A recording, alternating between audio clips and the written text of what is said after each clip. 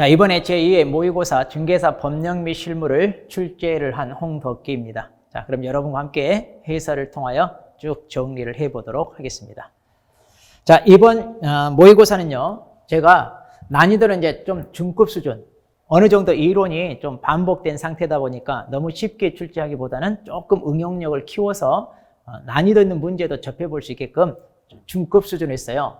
자, 그래서 상급 수준이 5문제, 중급 수준이 25문제, 그리고 하급 10문제, 이런 구성을 했습니다. 그리고요, 실무 파트보다 법령 파트에 좀 비중을 많이 두었습니다. 최근에 기출문제 출제 경향이 실무보다 이렇게 법령 비중이 높기 때문에 거기에 맞춰서 출제했고요.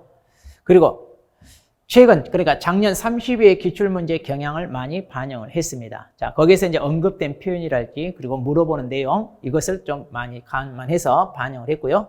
그 다음에, 자, 골고루 출제하되 최근 중요 부분에 좀 포인트를 두어서 출제를 했습니다. 자, 그러면 이제 내용 하나하나 우리 살펴보도록 하겠습니다. 자, 1번 문제입니다. 자, 중개대상물에 해당하는 것은 그랬습니다. 자, 이것은 뭐 그렇게 어렵지 않을 것이에요. 자, 미채골 광물은 이건 아니죠. 이건 국가수입니다. 그리고 영업용 건물, 영업시설 비품, 이건 유형물은 부동산이 아니죠. 자, 중개대상물이 아니고요. 토지로부터 분리된 수목. 자, 여기서 조심할 게 별 볼 일 없는 나무들. 자, 이런 것은 별개의 독립성을 인정받는 부동산은 아니죠. 자, 그래서 중개대상물이 아니고요.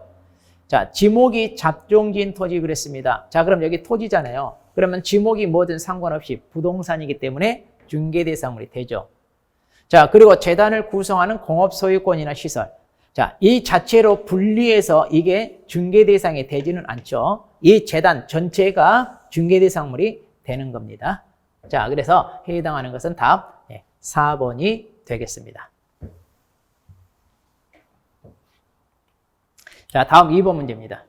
자, 정책실무위원회입니다. 우리 시험 관련해서 구성된 위원회인데요. 자, 틀린 거 그랬어요. 자, 위원회는 부동산 중개업 육성에 관한 사항을 심의할 수 있다는데, 자, 이때 우리 심의사항, 자, 어떻게 암기했어요? 손자, 보유, 이렇게 했어요. 자, 그래서 중개업 육성에 관한 거, 자, 이렇게 들어가죠.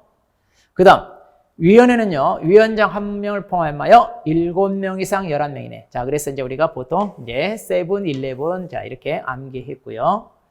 자, 그 다음, 부득이한 사유로 직무를 수행할 수 없어요, 위원장이. 그러면 부위원장이 있다면 부위원장이 하겠는데 부위원장이 없기 때문에 위원장이 미리 지명한 자가 직무를 대행하게 되어 있죠. 자, 그리고 위원장은 국토부 제1차관이 됩니다. 그 다음, 자, 위원회 위원입니다. 자, 이렇게 위원회 위원은요, 위원장이 임명 위촉하는 게 아니라 누가 임명 위촉합니까? 예, 국토부 장관이 임명 위촉하게 돼 있죠. 자, 그래서 자, 틀렸고요. 자, 그래서 이제 답은 5번이 되겠습니다. 자, 3번 문제 보겠습니다. 자, 중개사무소 개설 등록에 관한 설명으로 옳은 것 그랬어요. 자, 피한정 후견인, 피특정 후견인 다 등록할 수 없다 그랬는데, 자, 조심할 것은 피한정 후견인은 우리 결격 사유이기 때문에 등록할 수 없어요. 자, 그런데 피특정 후견인은 결격 사유가 아니죠. 자, 그래서 피특정 후견인은 등록할 수 있고요. 그 다음, 자, 자본금 5천만 원 이상이면 되는데, 자, 상법상 회사나 협동조합 기본법에 따른 협동조합도 가능하지만 사회적 협동조합은 포함이 되면 안 되죠. 이것은 비영리 기업이기 때문에 제외한다. 이래야 맞죠? 제외. 자, 그래서 틀렸네요. 자, 3번. 법인이 중개사무소를 개설하려는 거. 대표자는 반드시 자격이 있어야 되고요. 그리고 대표자를, 자, 포함이 아니라 제외죠. 우리 제외한 사원임원 3분의 2 이상의 자격이 있어야 된다. 그래야 되고요. 그 다음, 금고 이상형의 집행유예를 받고 그 유예 기간 중에 있는 자는, 자, 유예 기간 중에 있으면 결격이죠. 결격이기 때문에 등록을 할 수 없죠. 네, 할 수 없습니다. 맞네요. 그 다음에 5번, 자, 중개사무소 개설하려는 법인이 중개업 및 운송업을 영위할 목적으로 설립됐다? 그럼 등록이 가능하냐인데, 자, 법정 업무, 자, 우리 법 제14조에 규정된 법정 업무만을 영위할 목적으로 설립돼야 되잖아요. 자, 그런데 거기에 운송업이 있나요? 자, 이건 없죠. 자, 그러니까 안 됩니다. 자, 그래서 4번이 정답이 되겠습니다. 자, 4번 문제 보겠습니다. 자, 중개사무소 설치에 관한 설명 틀린 거. 자, 법인 또는 법인이 아닌 개공사. 자, 그럼 법인이 아닌 개공사는 이제 개인이죠. 모두 다 등록 관청 관할구역 안에 한 개의 사무소만을 둘 수 있다. 그런데 그렇죠? 법인도 분사무소를 설치하더라도 주사무소에 있는 것을 제외하고 해야 되니까 자, 이 말은 다 맞는 말입니다. 그 다음 자, 다른 법률에 따라 중개업을 할 수 있는 법이 특수법인입니다. 자, 이들도 분사무소 설치할 수 있어요. 자, 그런데 공인중개사를 책임자로 두지 않아도 된다 그랬습니다. 네. 그 다음 3번. 자, 개공사가 중개사무소를 이전하여 다른 개공사 사무소를 공동으로 사용하려고 합니다. 자, 그랬을 때 그 사무소를 사용할 권리가 있는 다른 개공사의 승낙서가 필요하다 그랬죠? 네, 절차적으로 승낙서를 제출하게 돼 있어요.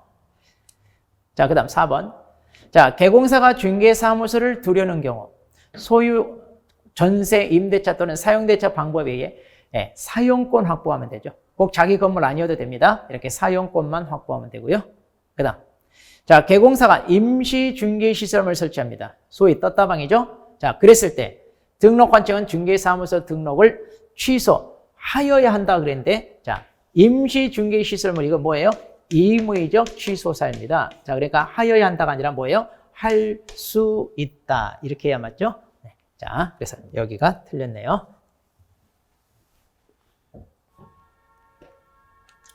자, 5번 문제 봅니다. 자, 중개대상물 표시 광고 및 모니터링에 대한 설명을 자, 틀린 것 그랬습니다. 자, 개공사는 의뢰받은 물건에 대하여 표시 광고를 하려면 자, 개공사나 사무소에 관한 사항을 명시해라. 자, 이때 개공사에 대한 건 뭐죠? 네, 개공사에 대한 것은 성명이고요. 사무소에 대한 것은 뭐예요? 자, 사무소는요, 사무소 명칭, 소재지, 연락처. 자, 그리고 우리 등록번호 이랬죠?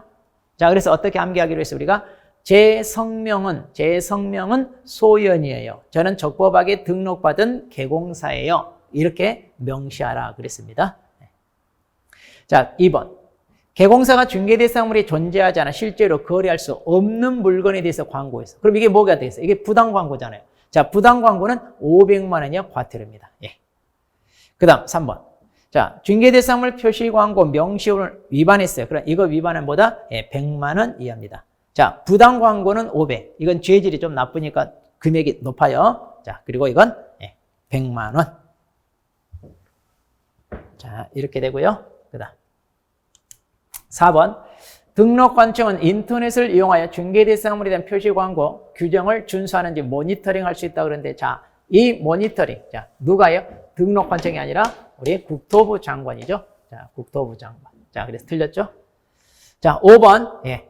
개공사 아닌 자는 이거 표시 광고하면 돼. 자, 개공사 아닌 자가 했을 때는 이거 1년이야, 1,000만 원이야. 이렇게 처벌됐죠. 그리고 또 개공사 아닌 자가 이거 하면 우리가 신고 고발했을 때 뭐예요? 자, 보상금 대상자도 된다는 거. 자, 이거 같이 다 알아두셔야 돼요. 네. 자, 그래서 정답 4번. 자, 6번입니다. 자, 사무소 명칭 및 개시사항에 대한 설명을 틀린 거 그랬는데 자, 개공사는 사무소에 부가가치세법 시행령에 따른 사업자 등록증을 게시해라. 자, 이거 이번에 신설된 내용이죠. 자, 그래서 사업자 등록증도 이제 게시해야 됩니다. 그래서 중개사무소 등록증하고 사업자 등록증. 자, 같이 게시해야 되고. 2번, 소공사가 있는 경우 그 소공사 자격증 원본도 게시하나요? 그렇죠? 자, 이것은 개공사의 의무예요. 소공사가 자기 자격증 게시 의무가 있다 이러면 안 됩니다. 자, 개공사 의무. 그 다음. 부칙상 개공사는 공인중개사무소 이 명칭을 쓰면 안 되죠. 자, 그런데 1년 1천이 아니라 자, 이거 100만 원 이하 과태료 사유죠. 자, 100만 원. 자, 그래서 3번이 자, 틀렸네요. 자, 그다음에 4번. 예.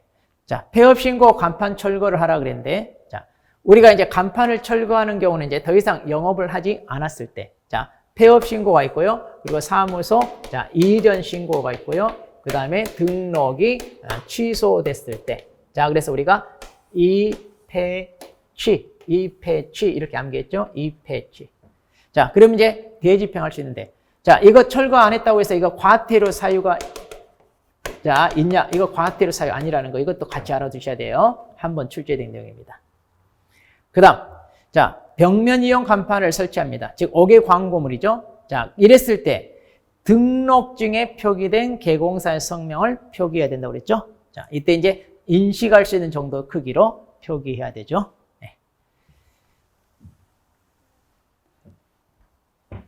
자, 다음 문제 보겠습니다. 자, 7번. 자, 틀린 거 그린 인장 등록입니다. 자, 이건 뭐 그렇게 어렵지 않아요. 자, 인장 등록은 업무 개시하기 전에 해야 되고요. 변경할 때는 7일 이내 하는 거죠. 그다음 개인은 어떻게 해요? 개인 인장 등록. 인감증명서 제출로 가름한다는데 그게 아니죠. 자, 개인은 별지서식에 따른다. 이때 별지서식이 뭐예요? 인장 등록 신고서가 있잖아요. 그 신고서에다가 자기가 사용할 도장을 날인해서 이걸 뭐예요? 제출하는 거죠. 자, 인감증명서 제출이 아니고요. 자, 법인은 분사무소 설치했을 때 만약 분사무소도 등록하고 사용하고 싶다 그러면 대표자가 보증한 인장을 등록해서 사용할 수 있고요. 그리고 이제 계약서랄지 확인설명서. 자, 이런데 등록된 인장만을 날인해야 됩니다. 네. 만약 이거 다른 걸 사용하거나 이러면 업무정지 사유가 되죠. 자, 8번 문제 보겠습니다. 자, 등록관청 관할지역 외로 이전했습니다. 자, 이런 걸 놓치면 안 돼. 이런 거 항상 포인트를 딱 하세요. 자, 외로 이전했을 때. 자, 틀린 거. 이전 후 10일 내에 신고해야 되고요.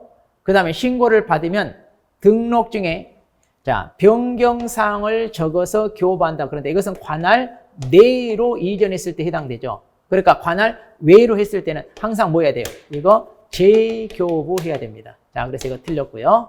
그 다음. 자, 사무소 확보 증명서를 제출해야죠. 자, 신고할 때, 자, 사무소 확보 증명서류하고 우리가 등록증하고, 자, 이거 2개 제출하게 되어 있죠. 자, 그 다음. 사무소 확보 증명서류를 내야 되는데 이때 건축물 대장에 기재되지 않은 건물이라면 그 지연 서류, 이거 같이 내야 됩니다. 같이. 예. 그 다음. 송부 서류죠. 자, 관할 밖으로 옮겼을 때 송부 서류에 등록증이 포함되는 게 아니라 등록증은 방금 했대. 신고할 때 첨부하는 서류에 등록증이 포함됩니다. 이것은 송부서류는 안 들어요. 송부서류는 뭐예요? 등록대장. 자, 등록대장이 있고요. 그 다음에 등록 신청할 때 제출했던 등록, 자, 신청 서류가 있고요. 그리고 최근 1년간 행정처분 및 행정처분 절차가 진행 중인 서류. 자, 그게 송부서류죠. 자, 그래서 구분 잘 하셔야 됩니다. 네. 자, 이렇게 해서 이제 틀린 거 찾으면 되겠어요?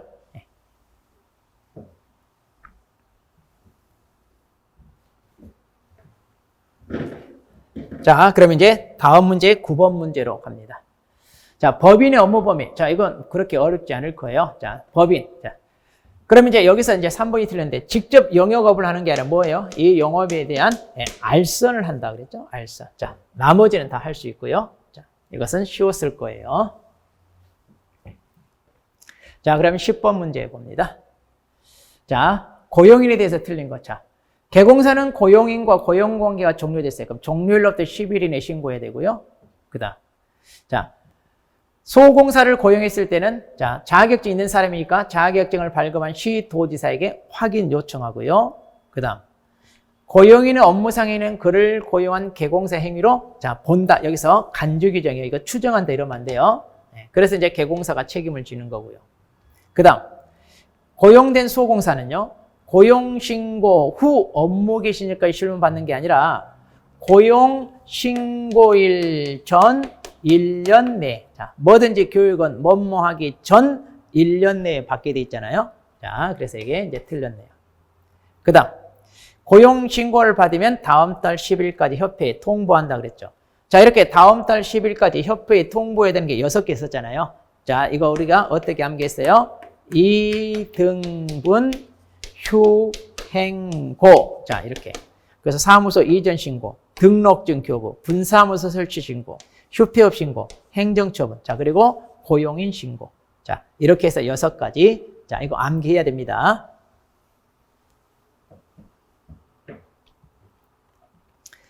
자, 11번 문제. 자, 휴업에 대해서. 자, 옳은 거 그랬어요. 자, 재개 신고를 받았어요. 그럼 등록증을 즉시 재발급하는 게 아니라 기존의 등록증을 어떻게 휴업 신고하면서 반납했잖아요. 그럼 이 반납한 것을 언제? 즉시 이거 다시 뭐예요? 돌려주는 거죠. 예, 반납. 이거 새로 재발급하는 게 아니잖아요. 예, 반납했던 걸 우리가 돌려준다. 이렇게 이걸 돌려준다. 네, 이렇게 보시면.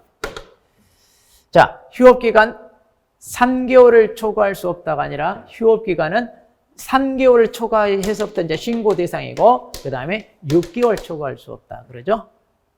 그 다음 변경 신고는 전자문서의 방법으로 할 수 없다가 아니라 자, 휴업 신고와 폐업 신고는 자, 전자문서가 안 돼요. 왜냐? 이거 등록증 반납하러 직접 가야 돼요. 그래서 전자문서가 안 되는데 그렇지만 변경 신고나 재개 신고는 전자문서 다 할 수 있죠. 할 수 있고. 그 다음 휴업 신고도 10일 내 휴업 신고를 받으면 10일 이내에 신고하는 게 아니라 다음 달 항상 이거 다음 달 10일 이내에 신고하게 돼 있잖아요. 네. 그 다음 자 휴업 신고를 하려는 자가 부가가치세법에 따른 사업자 휴업 신고를 같이 할 때 자 예전에는 별도로 따로따로 등록관청과 세무서 이렇게 했지만 이제는 일괄 신고 그러니까 원스톱으로 한 군데 찾아가 할 수 있죠. 예, 그래서 이거 제출한다. 이게 이제 신설된 내용이었잖아요. 자, 그래서 이제 5번이 맞습니다. 예. 자, 그래서 이제 여러분들은 자, 사업자 휴업신고와 중개업 휴업신고를 각각 따로따로 할 게 아니라 한 군데에 가서 하게 되면 그 신고서 나머지 관할청에게 보내주면 같이 한 걸로 본다. 그랬잖아요. 자, 그래서 이것도 알아두시고요. 자, 12번. 자, 이제 지정 절차입니다. 자, 지정 신청은 일정한 요건을 구비하여 국장에게 하는 거고요. 지정권자니까. 그럼 지정 신청을 받았어요. 이를 검토해서 지정에 적합하다면 몇 개월 이내에 지정을 해주나요? 한데 지정 처분은 자 30일 이내에 해주잖아요. 30. 그리고 이제 운영 규정을 만들어서 이거 승인 받는 거 이게 이제 지정 받은 날로부터 3개월 이내에 하게 돼 있잖아요. 네. 그다음 지정을 할 때 신청서에 일정 수 이상의 개공사 등록증 사본을 첨부해라. 자, 이때 개공사 몇 명 이상 확보해야 돼요? 500명 이상을 확보해야 돼요. 그러니까 이걸 가짜로 할까봐 이거 등록증 사본을 이렇게 첨부하게 돼 있죠. 그 다음 지정받은 날로부터 1년 내에 설치 운영해야 되죠. 자, 정당한 사유 없이 이거 정당한 사유가 없는 이상 1년 내에 해라. 자, 이런 절차. 그러면 자, 지금 2번이 자, 틀렸습니다. 자, 13번 문제 보죠. 자, 개공사 등은 중개행위를 하는 과정에서 알게 된 비밀 준수해야 됩니다. 자, 비밀 준수 위반에 대해서 자, 옳은 것 그랬네요. 자, 이런 비밀 준수 의무는요, 보조원에게 없나가 아니라 우리 개업 공인중개사 등 그랬어요. 자, 이렇게 등이란 말이 붙으면 중개업에 종사하는 사람 모두 다 가리키잖아요. 자, 그래서 이들에게 보조원한테도 당연히 있다는 거, 보조원. 그 다음, 중개업에 종사하는 기간 동안만 준수하는 게 아니라 그 업무를 떠난 후에도 그랬죠. 그러니까 죽을 때까지 우리가 지켜야 됩니다. 그 다음 이 법이나 다른 법률에 특별한 규정이 있는 경우에도 누설해서는 안 된다가 아니라 이런 경우는 뭐예요? 자, 예외가 인정되죠. 예외가. 자, 그래서 틀렸고요. 그 다음 자, 비밀 준수 위반한 자에게 행정, 형벌 부과한다. 그렇죠. 이거 1년 이하 징역 또는 1,000만 원 이하. 자, 이렇게 형벌 부과하죠. 자, 그런데 우리 법 통틀어 형벌 사유 중에 직접 고소를 해야 공소를 제기할 수 있는 거. 이것을 우리가 이제 친고죄라고 그래요. 그런데 우리 친고죄가 아니라 뭐예요? 반의사불벌죄라고 그랬죠. 자, 반의사불벌죄. 그러니까 피해자의 의사에 반하여 벌하지 않는다. 그래서 유일하게 우리 법 통틀어 이 비밀 준수 위반 이것만 반의사 불벌죄. 자, 친고죄가 아닙니다. 표현이 달라요. 네. 자, 그래서 답은 4번이 되겠네요.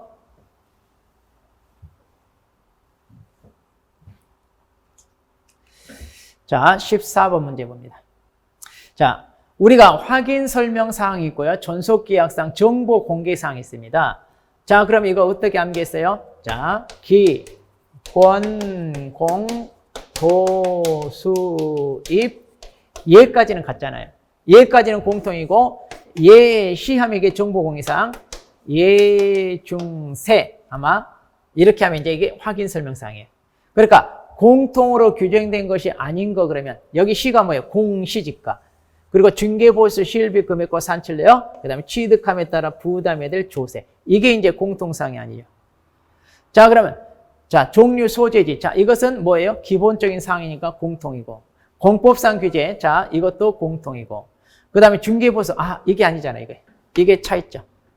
그 다음에 수도전기 시설물 상태. 이게 이제 수도전기 시설물 상태. 그 다음에 이거 입지 조건이잖아요. 입지 조건. 자, 그래서 다 공통인데, 자, 3번이 공통사항이 아니죠. 네. 자, 그래서 이제 답은 3번이고요. 자, 그 다음, 자, 거래계약서 작성과 관련된 내용입니다. 자, 옳은 거, 그랬는데. 자, 거래계약서에 관하여 표준 서식을 제공하여 예상을 권장할 수 있는 것은, 자, 조심하세요. 등록 관청이 아니라 누구죠? 예, 국토부 장관이죠. 자, 뭐든지 서식은 다 국토부령에 있어요. 그러니까 서식은 다 국토부 장관이 관여한다. 이렇게 보시면 됩니다. 자, 2번. 법정 서식에 따라 계약서를 작성하라 그러는데, 자, 거래계약서는 법정 서식 아직 안 만들어져 있죠. 자, 그 다음, 소공사가 계약서를 작성했네요. 자, 자기가 업무 관여했어요. 그럼 서명 날인, 이거 반드시 의무죠, 의무. 자, 그래서 업무에 관여했을 때 서명 및 날인은 서공사 의무라는 거. 조심할 것은 이런 서식을 작성해서 교부하거나 보존하는 거. 자, 이거는 소공사의 의무가 아니죠. 이건 개공사 의무입니다. 자, 이거 조심하셔야 돼요. 그 다음. 자, 개공사가 거래계약서를 작성하고 당사자에 교부합니다. 그리고 원본이나 사본 또는 전자문서가 됐건 함부를 보관해야 되는데, 자, 거래계약서는 몇 년이에요? 3년이 아니라 몇 년? 5년. 자, 왜 5년이라고요?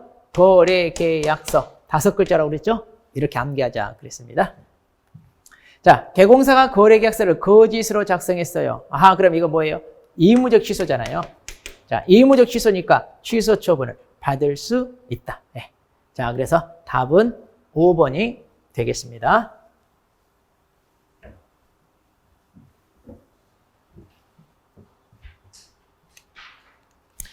자, 16번 문제 봅니다. 자, 반환 채무형 보장이네요. 일명 예치 권고제도 이렇게도 얘기하는 거죠. 자, 옳은 거. 자, 개공사는 거래 안전을 보장하기 위해 필요하다고 인정하는 경우 계약서 작성이 완료될 때까지. 자, 계약서 작성이 완료될 때까지 이랬는데, 자, 이게 아니죠. 우리가 뭐예요? 계약의 이행이 완료될 때까지 이래야 되잖아요. 계약의 이행이 완료될 때. 자, 그래서 이제 틀렸고. 그 다음. 계약금 등을 예치하는 경우 소공사 명의로도 할 수 있나요? 네, 소공사 안 돼요. 자, 개공사 명의로 하든가, 그 다음에 대통령령에서 정하는 자 명의 이렇게 돼 있잖아요. 그러니까 이렇게 하세요. 사람은 개인인 개공사밖에 안 된다. 이렇게 알아두시면 됩니다. 그 다음, 자, 최신관서 예치관이 될 수 없다가 아니라 될 수 있죠. 우리가 대통령령에서 정하는 예치기관. 자, 어떻게 암기했어요? 앞글자 따서 은공신 보채전한데 여기 최신관서. 자, 예치명의자 될 수 있습니다. 그리고 예치기관도 될 수 있나요? 자, 예치기관. 예치기관은요, 금융기관, 공개사업자, 신탁업자 등 그랬잖아요. 그러니까 기타 등등이니까 우체국도 금융업무 취급하잖아요. 그러니까 우체국은 예치기관도 될 수 있습니다. 자, 예치명의자도 되고요, 예치기관도 되고요. 그 다음, 자, 계약금 등을 개공사 명의로 예치했을 때, 자, 계약금 등을 수령할 권리가 있는 자, 즉 매도인이나 임대인이죠. 그럼 이들은 보증서를, 자, 금융기관이나 보증보험회사가 발행해주는 보증서를 개공사에게 교부하고 그랬네요. 자, 아마 우리 내용에서는 예치, 명의자에게 교부하고 이렇게 돼 있을 거예요. 자, 그런데 여기 뭐라고 그랬어요? 개공사 명의로 예치했네요. 아, 그러니까 개공사가 예치 명의자니까 맞는 얘기죠. 자, 그래서 수령할 수 있다. 사전 수령. 자, 그래서 4번 맞습니다. 이런 사례는 그러니까 잘 보셔야 돼요. 그 다음, 자, 개공사 명의로 예치했을 때 개공사는 당사자로부터 실비를 받을 수 있는데, 자, 이때 거래 당사자 이래버리면 이거 쌍방이 돼요. 쌍방. 자, 그런데 이때 실비는 누구한테? 자, 취득 의뢰인 일방이죠. 왜냐? 이 제도가 취득 의뢰인을 보호하기 위한 제도잖아요. 자, 그래서 취득 의뢰인 일방입니다. 자, 당사자 쌍방이 아니다. 그 얘기입니다. 자, 이렇게 해서 이제 정답은 4번이 되겠습니다.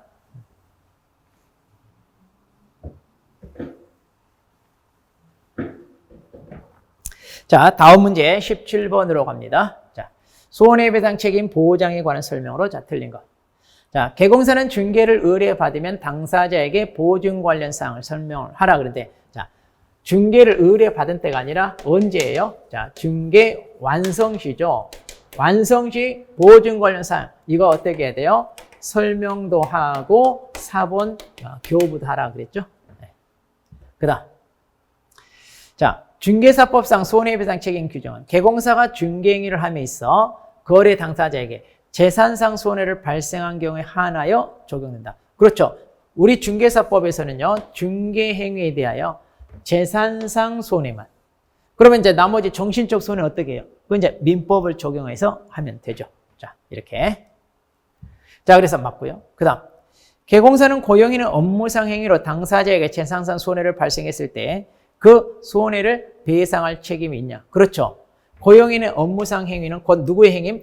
개공사 행위로 본다 그랬으니까 이때도 책임을 지죠. 네.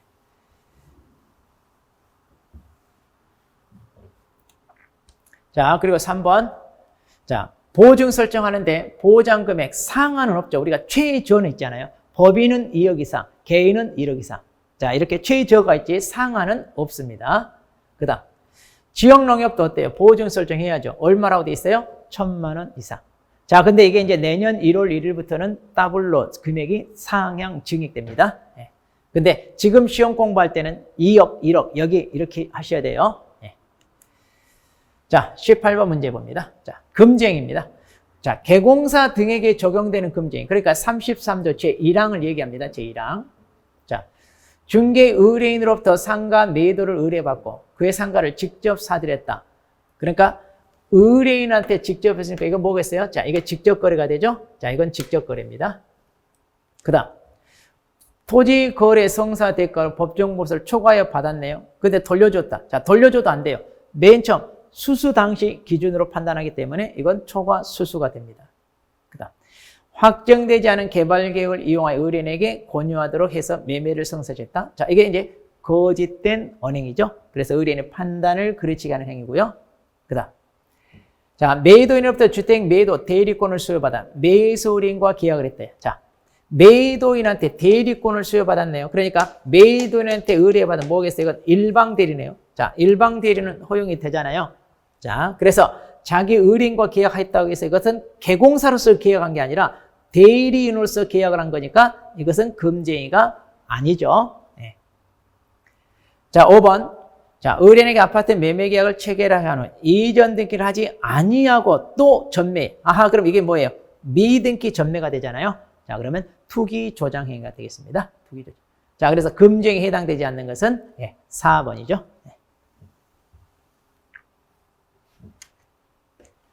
자, 19번 문제. 자, 부동산 거래 질서 교란행위에 해당되지 않는 것. 자, 이것은 여러분들이 꼭 아셔야 될 내용이죠. 최근에 추가된 거. 자, 부당한 이익을 얻거나 제3자에게 이익을 얻게 할 목적으로 이렇게 꾸미는 거. 이게 시세 조장이죠. 또 단체를 구성하여 하는 것, 부당 공동행위. 자, 또 개공사에게 중개대상 시세보다 현재에게 높게 표시 광고하도록 강요하거나 대가를 약속하는 거. 자, 이건 이제 2항에 적용되는 자, 교란행위고요. 그다음 중개대상물 가격 등 내용을 사실과 다르게 거짓으로 표시 광고하거나 사실을 과장되게 하는 광고. 아하, 이건 뭐예요? 이거는 교란행위 게 아니라 뭐예요? 부당 광고 행위라고 볼 수 있죠. 우리가 부당 광고. 자, 그래서 이거 500만 원 이하 과태료에 해당되는 자, 거기에 해당되죠. 자, 이거 이제 개공사 업무방해. 이건 누구든지 제2항에 적용되는 교란행위죠. 자, 그래서 이거 좀 비슷비슷하니까 혼동할 수 있을까 봐 문제를 내봤어요. 자, 구분하세요. 부당 광고입니다. 4번은.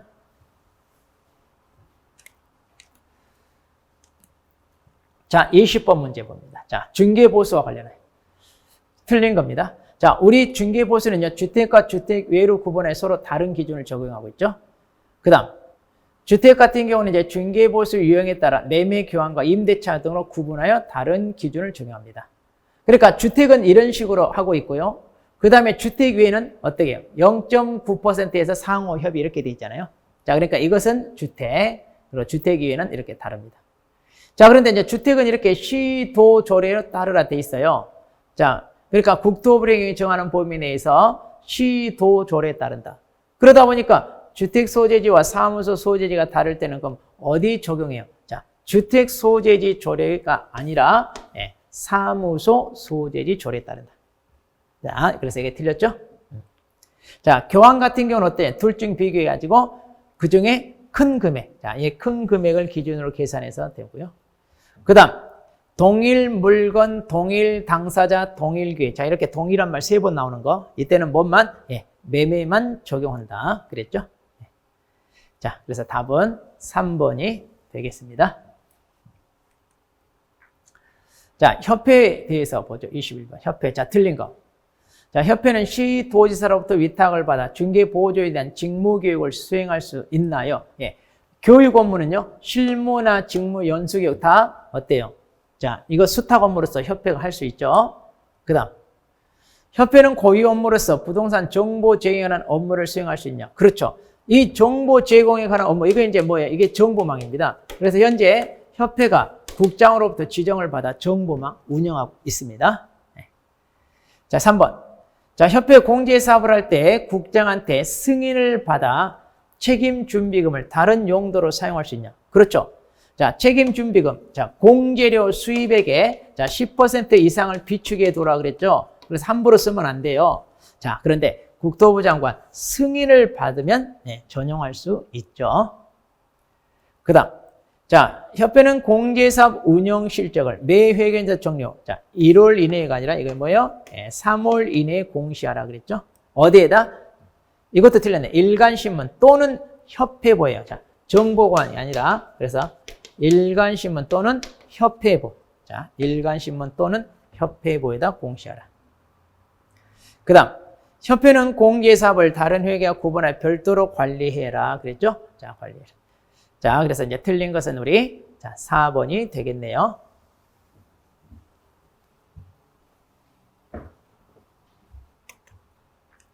자, 22번 보겠습니다. 자, 포상금 지급받을 수 있는 신고고발 대상자. 자, 이거 우리가 어떻게 암기했어요? 자, 무등록업자, 부정하게 등록한 사람. 그 다음에 등록증이나 자격증을 양도되거나 양수된 사람. 그 다음에 개공사 아니면서 중개대상물 표시 광고하거나 그 다음에 거래질서 교란행위잖아요. 자, 교란행위. 자, 그러면 여기서 아닌 거. 네. 자, 표시 광고하면서 개공사에 관한 사항을 명시하지 않았다 그랬네요. 그러면 이거 뭐예요? 개공사로서 이거는 여기 없잖아요. 여기. 자, 여기 해당하지 않습니다. 네. 그 다음에 개공사로서 중개 대상물에 존재하지 않은 실제로 거래할 수 없는 물건을 정보했다. 이것도 뭐예요? 이것도 이제 부당 광고잖아요. 자, 이것은 명시하지 않은 거고 이건 부당 광고. 그 다음, 정당한 사유 없이 개공사 등의 중개 대상물에 대한 정당한 표시 광고를 방해하는 거. 이거. 자, 33조 이거. 자, 2항에 해당되는 금쟁이네요. 네. 자, 그래서 이건 금쟁이 맞습니다. 자, 이거. 그러니까 교란행위죠, 교란행위. 교란행위니까 여기. 교란행위니까 보상금 대발 대상자가 된 거죠, 여기는. 네. 그 다음, 직접거래 금쟁이입니다. 금쟁이는 여기에 들어가잖아요. 금쟁이 중에서도 교란행위만 대상이 되니까 이것도 아니고요. 그 다음, 개공사 아닌 자로서 공인중개사, 사무소, 부동산 중개 이런 유사한 명칭을 썼다 그랬는데, 자, 여기서 조심할 것은 개공사가 아니면서 중개대상물 표시 광고한 게 대상자죠. 자, 그래서 다 아닙니다. 자, 그래서 이제 답은 아까 3번이 되겠네요. 자, 이거 꼭 암기하셔야 됩니다. 새로 도입돼서 작년 기출문제 출제되기도 했고요. 자, 23번입니다. 자, 안에 들어갈 숫자를 바르게 나열한 거 그랬네요. 자, 부정행위자는 무효초 몇 년간? 이거 5년간. 자, 5년간 응시 제한되죠. 자격 취소를 받았어요. 며칠 내 반납하나요? 등록증도 그러고 자격증도 그러고 7일 이내 반납하죠. 그 다음, 휴업기간은 부득이한 사유가 있는 제외하는 몇 개월 초과할 수 없다. 자, 이거 6개월 초과할 수 없다. 자, 업무정지는 사유 발생일로부터 얼마가 지나면 할 수 없냐? 자, 이거 3년. 이거 시효죠, 시효. 자, 그래서 시효는 3년. 이거 1년과 혼동하면 안 돼요, 특히. 자, 이거는. 자, 그래서 5년, 7일, 6월, 3년. 자, 이렇게 이제 하시면 되겠습니다. 그럼 답은 1번이 되겠네요.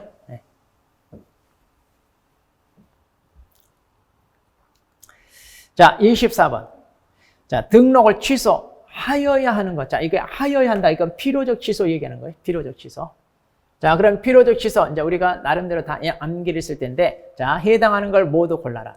자, 임시 중개시설물이네요. 아, 이것은 임치입니다. 이무적 취소. 이렇게 외우세요. 임시니까 임치. 이렇게 외우면 또 쉬워요. 자, 그 다음. 부정한 방법으로 등록을 했어요. 그렇죠. 이건 필치죠. 이건 필치. 결격사유도 필치고요. 등록증 대여. 그렇죠. 이것도 필치죠. 자, 그러니까 기억만 임치고 나머지는 다 필치가 되겠습니다.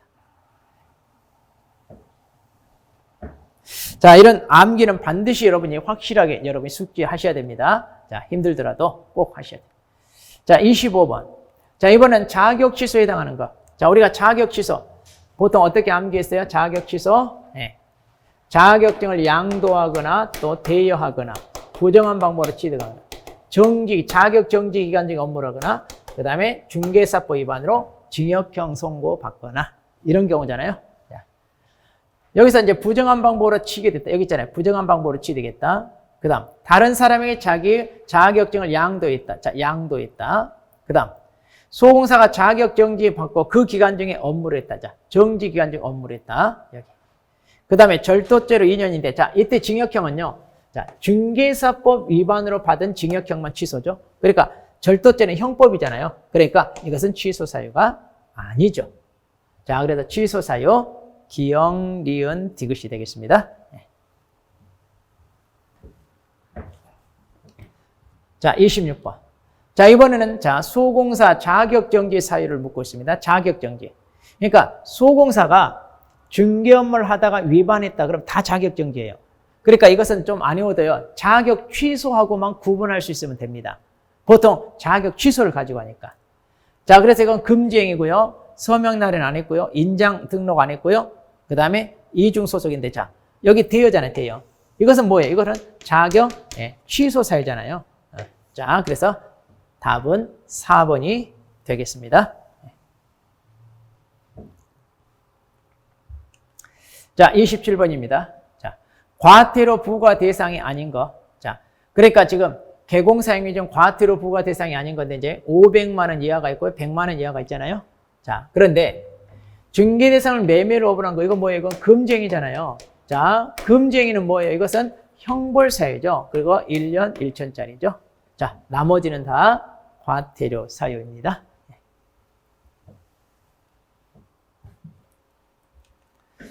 자, 그 다음에, 자, 28번입니다. 자, 부동산 거래 신고입니다. 자, 옳은 거 그랬는데, 자, 법정 중개대상물에 대해서 체결해서 신고하는 게 아니라, 자, 우리가 중개대상물하고 신고대상물하고 구분해야 됩니다. 네, 신고대상물이죠. 그 다음, 거래 당사자가 토지 매매에 관한 계약서를 작성했어요. 그러면, 자, 잔금 지급이 아니라 계약 체결일 그래야죠. 계약 체결일로부터. 계약 체결일로부터 30일 내에 이렇게 해야 되고요. 그 다음 개공사가 건물 매매를 중개하여 계약을 성사시켰어요. 그러면 개공사가 자 신고 의무를 부담하죠. 중개거래니까. 그럼 신고할 때 어디다 해야 돼요? 자, 중개사무소 소재지가 아니라 자 부동산 소재지죠. 부동산. 우리가 신고 관청은 부동산 소재지입니다. 부동산.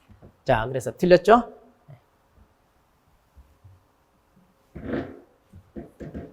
자, 그 다음 분양권은 주택의 분양권뿐만 아니라 상가, 토지 분양권도 모두 신고 대상이 되느냐. 그렇죠. 우리가 이제 대통령령에서 그 법률에 따라 공급받는 게, 그 공급받는 게 주택도 있고 상가도 있고 토지도 있잖아요. 그러니까 분양권도 다 해당됩니다. 네. 그 다음 토지거래 허가를 받았다고 해서 부동산거래 신고하지 않아도 되는 게 아니라 부동산거래 신고는 다 해야 되죠.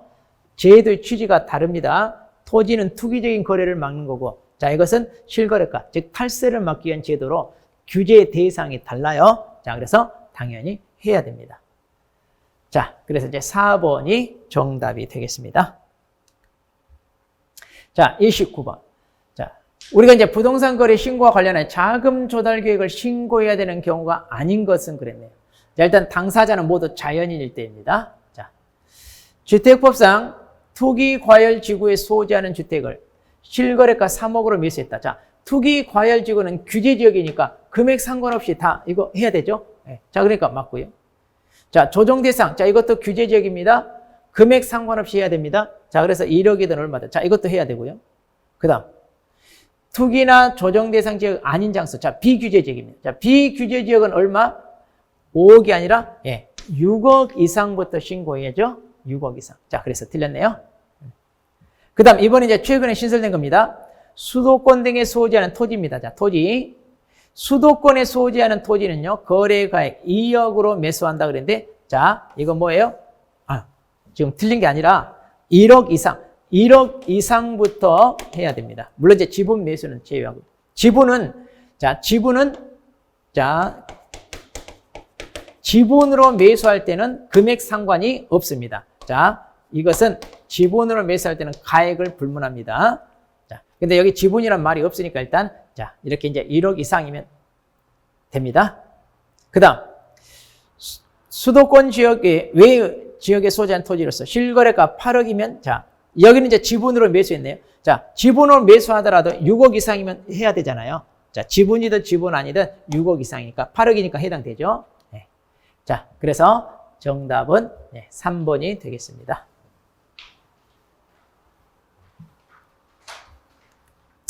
자, 30번 문제 보겠습니다. 자, 이제 주택 임대차 계약 신고입니다. 이제 이거 추가된 내용이죠. 자, 틀린 거 그랬네. 자, 주임법에 따른 주택 임대차 계약을 체결한 경우. 자, 그러니까 이때 주택은 주택 임대차 보호법상 적용되는 주택입니다. 주택 소지지 관한 신고관청에 60일 내에 신고해야 되죠. 그다음.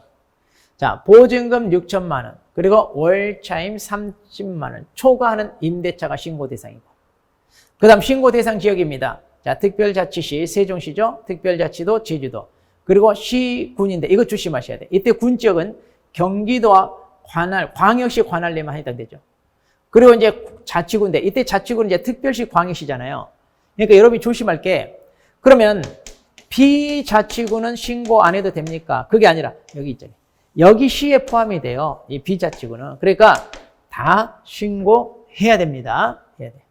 군 지역을 조금 조심하세요. 그러니까 이제 한마디로 읍면단 이렇게 시골. 자, 이런 데가 이제 신고 대상이 아니다. 이렇게 이제 좀 보시면 되고요. 그 다음. 자, 보증금 차임 증감 없는 갱신 계약의 경우. 그리고 갱신 요건 행사 여부를 신고사항에 포함하여 한다 그러는데, 자, 이렇게 이제 보증금 차임이 없는 갱신 계약 같은 경우입니다. 이때 행사 여부를 포함하는 게 아니죠. 이것은 제외라고 그랬잖아요. 이건 제외. 자, 그래서 신고사항에서 이건 뺍니다.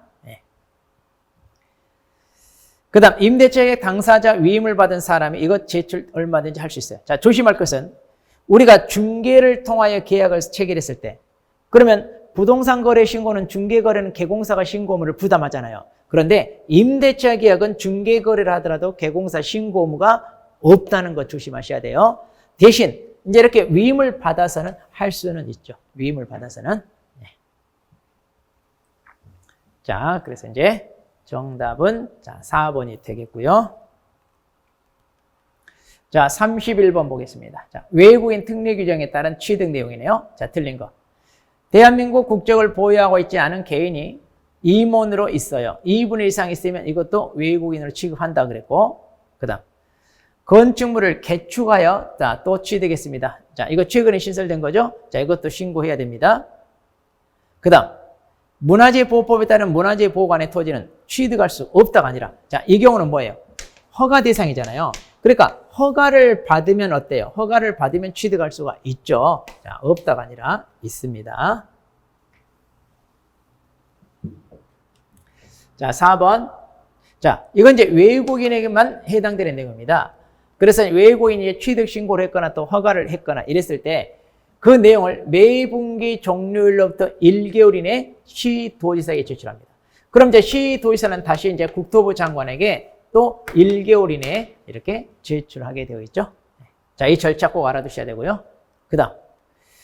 자, 허가 없이 자연환경보호정법에 따른 생태경관 보존지역 토지를 취득해. 자, 이건 이제 허가 대상입니다. 그랬을 때, 자, 허가를 받지 않으면 효력이 발생하지 않는다. 무효죠? 무효. 그리고 이제 2년 이하 2천만 원 이하로 처벌받잖아요. 자, 그래서 외국인 특례 규정. 자, 이것도 알아두시고. 자, 32번. 자, 이제 토지거래허가 제도입니다. 자, 옳은 거. 자, 지정권자는 법령 개정으로 인해 토지용에 대한 행위 제한이 해제되는 지역을 허가구역으로 지정할 수 없다가 아니라, 자, 이런 규제가 완화되거나 그리고 해제되는 지역. 그러면 어때요? 투기꾼들이 달려들잖아요. 땅값이 폭등해요. 그래서 이런 데는 지정할 수가 있죠. 그 다음. 자, 허가구역은 10년이 아니라 몇 년? 5년 이내로 지정하는 거고요. 그 다음. 허가구역 지정 공고에 허가 필요 없는 면적이 포함되어야 한다. 그렇죠. 이 공고에 포함되는 거 어떤? 지정 기간 포함되고, 그 다음에 이제 토지에 대한 용도 지역 같은 거, 소재 지목 면적, 그 다음에 지형도가 들어가고요. 그리고, 자, 기준 면적. 허가가 필요하냐, 필요 없냐, 그 기준 면적. 이게 이제, 자, 여기 공고에 들어가야 될 사항입니다. 자, 그래서 포함되어야 한다. 자, 이건 맞았어요. 그 다음. 자, 시공구청장은 지체 없이 허가구역 지정에 관한 공고 내용을 관할 세무서장이 아니라 누구한테 해요? 등기소장이죠, 등기. 자, 그래서 이 사람들 계약을 했다고 해서 등기하러 오면 허가증 확인하고 등기해줘라. 지금 그 얘기입니다. 그 다음, 허가구역 지정에 이의가 있는 자는 지정권자에게 이의를 신청할 수 있다 그런데, 자, 이의를 신청할 수 있는 제도는 규정에 없습니다. 자, 없어요. 자, 그래서 이제 정답 3번이 되겠습니다.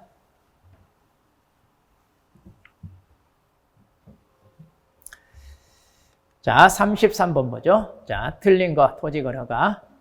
자, 토지거래 허가 지정은 공고한 날로부터 5일 후에 효력 발생하죠. 자, 그 다음. 지정권자가 따로 정하여 공고하지 않은 경우. 자, 보통 우리, 자, 10%에서, 그 다음에 300% 이렇게 한다고 했잖아요. 그런데 그렇지 않을 때 이제 기준 면적입니다. 공업지역이 180제곱미터면 허가가 필요 없다는데, 자, 이거 최근에 바뀌었잖아요. 자, 예전에는, 자, 얼마예요? 자, 예전에는 660이었잖아요. 그런데 지금 얼마나 바뀌었어요? 이게 150제곱미터로 바뀌었습니다. 따라서 180제곱미터면 당연히 허가를 받아야 돼요. 이 기준 면적을 넘잖아요. 자, 이번에 바뀐 거 꼭 알고 계셔야 됩니다. 네. 자, 그 다음에 3번. 자. 그럼 이제 허가받은 목적대로인데 이때 5년 범위 내에서 허가받은 목적대로 이용을 해야 되겠죠. 자, 그래서 어떤 건 2년, 어떤 거는 4년, 또 어떤 거 5년 이렇게 있잖아요. 네.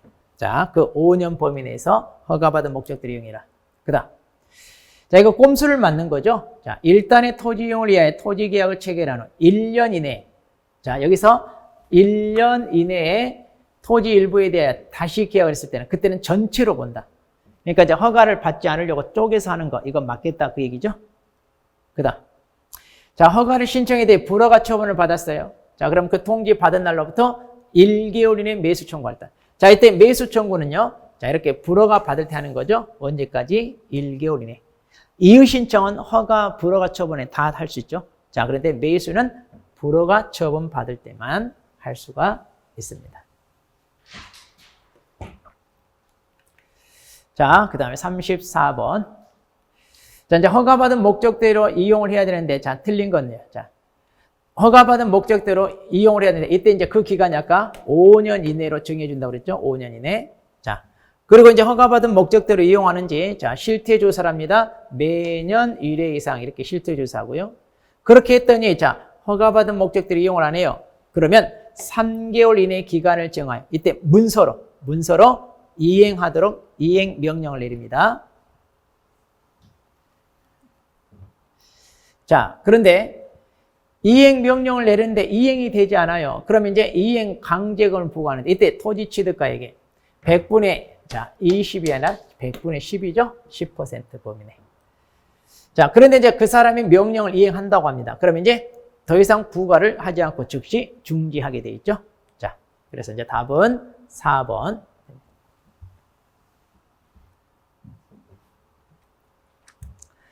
자, 35번입니다. 자, 부동산 거래 신고 관한 법률에 따른 포상금 지급 대상인데요. 자, 이걸 크게 둘로 나누면 돼요. 부동산 거래 신고 위반에 대한 포상금, 그리고 토지 거래 허가 위반. 자, 부동산 거래 신고는요, 다 거짓입니다.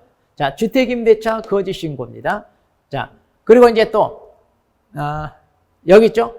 매매계약 거짓으로 신고하도록 이렇게 요구하거나 이렇게, 그 다음에 조장 방조하는 거, 이런 것은 아닙니다. 자, 이런 것은 아니에요.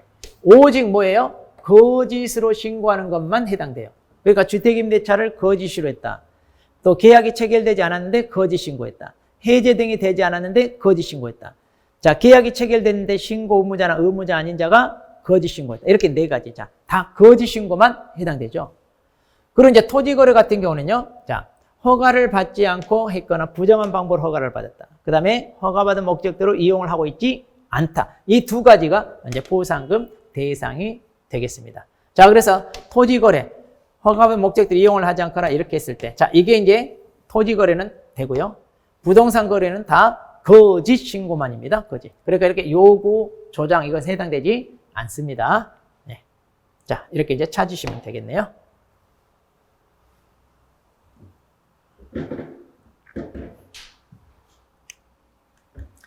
자, 36번입니다. 자, 명의신탁이는, 자, 을은 갑소유 X 토지를 매수하기로 하고, 자, 이런 것은 그림을 그리세요. 자, 을은, 자, 갑소유를, 자, 매수하기로 했는데, 병과 탈세를 목적으로 명의신탁을 했네요. 자, 그래서 병과 이렇게 명의신탁을 했습니다. 그런데 이제 갑은 을의 요구에 따라 병명으로, 자, 이렇게 등기를 해 주었네요. 자, 이렇게. 자, 이 둘은 이렇게 명의신탁 약정이 있고요. 자, 이거 우리 삼자간이죠, 삼자간.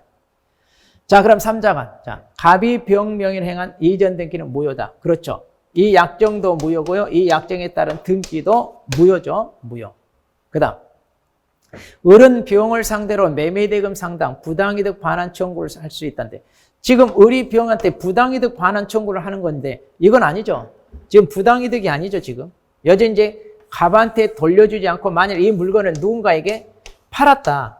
그랬을 때는 이제 그 매매대금 상당의 부당이득을 청구하는 거지. 아직 이런 거래가 없어요. 그러니까 부당이득이 아니죠, 아직은. 네.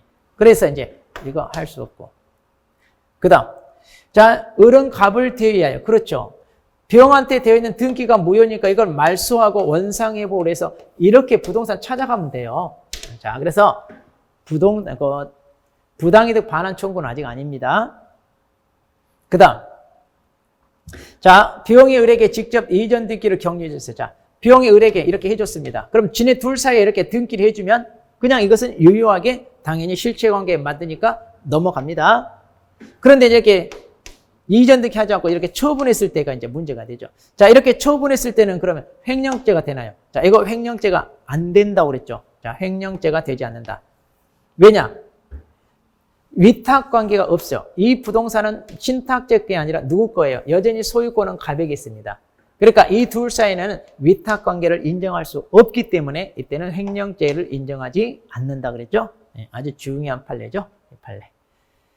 자, 그렇게 해서 이제 틀린 것은 자 2번이 되겠습니다.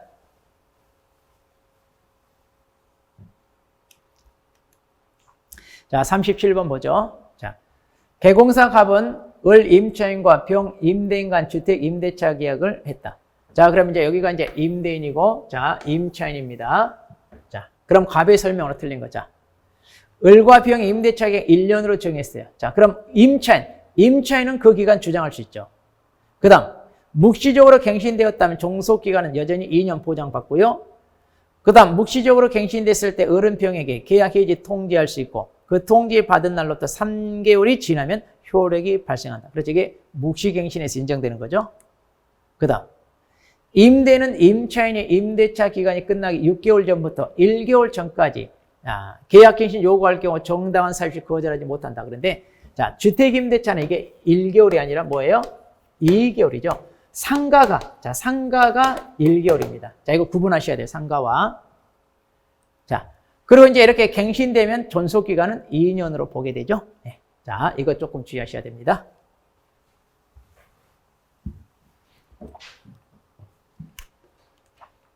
자, 38번. 자, 상가임대차입니다. 자, 틀린 거.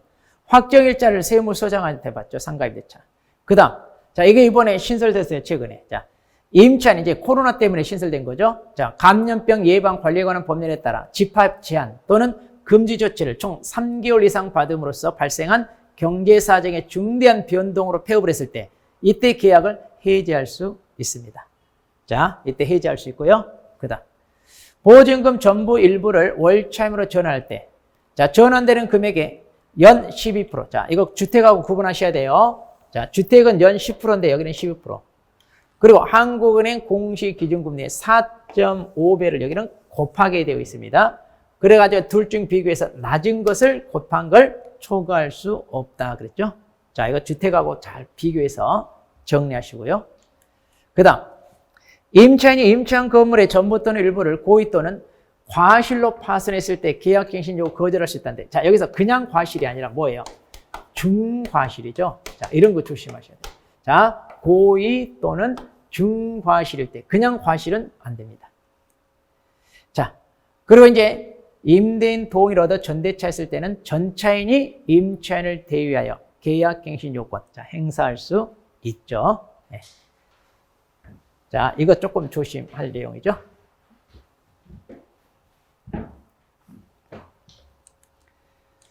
자, 39번. 자, 경매입니다. 자, 틀린 내용.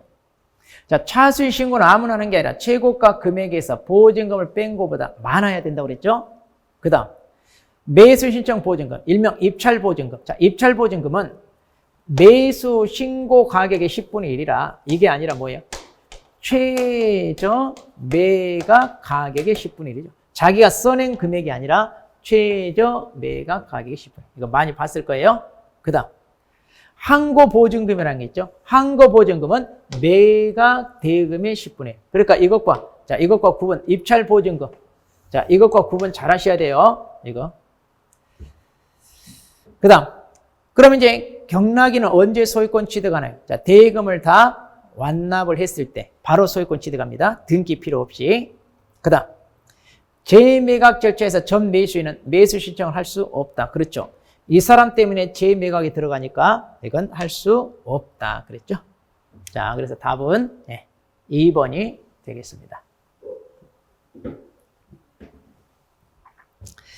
자, 그러면 이제 마지막 40번인데, 자, 매수 신청 대리입니다. 매수 신청 대리 이제 규칙에 대해서 자, 틀린 건데, 자, 갑 개공사잖아요. 매수 신청 대리 대상물의 경제적 가치에 대해서 설명하냐. 그렇죠. 자, 경매라는 것은 투자 목적으로 할 수도 있으니까 경제적 가치도 확인 설명사항에 포함이 되죠. 그 다음, 입찰표 작성 제출하냐. 그렇죠. 이거 매수 신청 대리권, 이 대리권의 범위에 이거 들어갑니다. 그 다음, 갑은 각 대리 행위마다 대리권 증명문서를 제출하라. 그랬죠? 그런데 이제 같은 장소에서 단지 동일하게 할 때는 그냥 하나로 할 수도 있다 그랬어요. 자, 같은 날, 같은 장소에서 여러 대리 행위를 할 때 하나로 할 수 있다. 그 다음, 자, 보수 지급식입니다. 당사자 약정했으면 매각 허가 결정이 아니라 대금 납부 기한일이죠. 대금 납부 기한일. 자, 그래서 이게 틀렸네요. 그 다음, 자, 매수중 대리할 때는요, 개공사는 자, 법원이 정한 매각 장소 또는 법원에 직접 출석해야 됩니다. 그러니까 소공사나 고용인 이런 거 내보낼 수 없다 그랬죠. 네. 자, 이렇게 해서 이제 우리가 다 한번 풀어봤습니다. 조금 난이도 있는 문제도 있고요. 자, 그렇습니다. 그래서 여러분들이 이 지문 하나하나를 꼼꼼하게 좀 다시 볼피시고 또 나중에라도 꼭 활용을 다시 한번 해 보시도록 바랍니다. 자, 그럼 수고하셨습니다. 여기서 설명 마칠게요.